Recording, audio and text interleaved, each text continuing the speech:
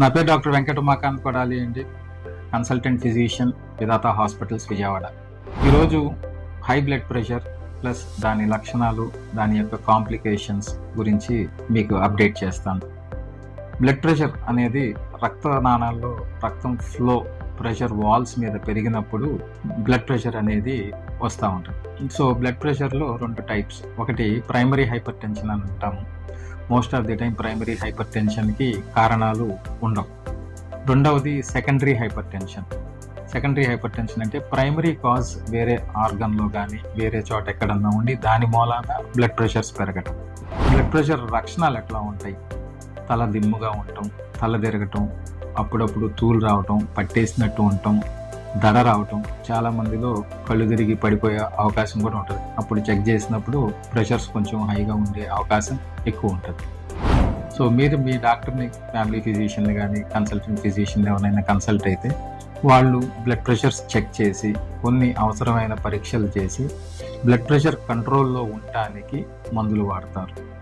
So normal blood pressures వచ్చేసరికి జనరల్గా 120 to 140 పైన, కింద వచ్చేసి 80 to 90 millimeters ఆఫ్ మెర్క్యూరీ.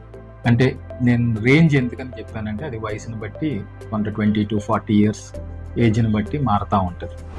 ఆ పైన బ్లడ్ ప్రెషర్ మెడికేషన్స్ జనరల్గా ఎప్పుడు స్టార్ట్ చేస్తామంటే మన వయసుకి 90 యాడ్ చేస్తే అంతకంటే ఎక్కువ బీపీ ఉన్నప్పుడు కంపల్సరీగా బ్లడ్ ప్రెషర్ మెడికేషన్స్ అనేది స్టార్ట్ చేసుకోవాలి మీ కన్సల్టెంట్ ఫిజిషియన్ని వాళ్ళ గైడెన్స్లో.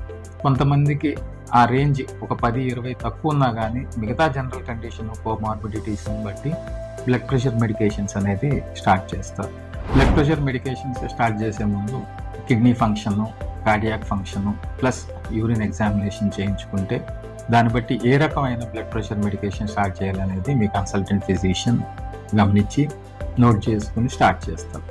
సో ఇట్లాగే మనం మందులు వాడకుండా అన్కంట్రోల్డ్గా బ్లడ్ ప్రెషర్స్ ఉంచుకుంటే ఫ్యూచర్లో హార్ట్ స్ట్రోక్స్, బ్రెయిన్ స్ట్రోక్స్ అనగా రక్తం క్లాట్ అయ్యే అవకాశం ఉంది, లేదా రక్తనాళం చిట్లి బ్రెయిన్లో బ్లీడ్ అయ్యే అవకాశం ఉంది.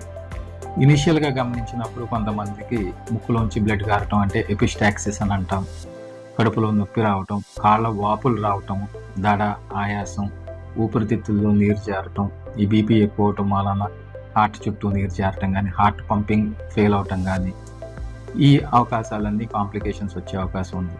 సో రెగ్యులర్గా మీ బ్లడ్ ప్రెషర్స్ 40 years దాటిన తర్వాత చెక్ చేయించుకోండి. మీ consultant family physician or general ఫిజిషియన్ని కన్సల్ట్ అయ్యి అవసరమైన మోతాదులో మందులు స్టార్ట్ చేస్తే చాలా బ్లడ్ ప్రెషర్స్ కంట్రోల్ ఉంటే ఈ కాంప్లికేషన్స్ వచ్చే అవకాశం తక్కువ ఉంటుంది. రెండవది, మందులతో పాటు లైఫ్ స్టైల్ మోడిఫికేషన్స్ అనేది వెరీ వెరీ ఇంపార్టెంట్.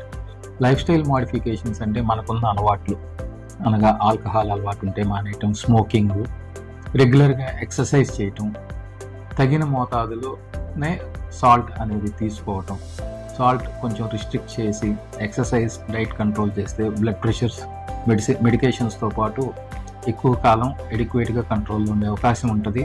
మనం కాంప్లికేషన్స్ని నివారించిన వాళ్ళం అవుతాం. Thank you.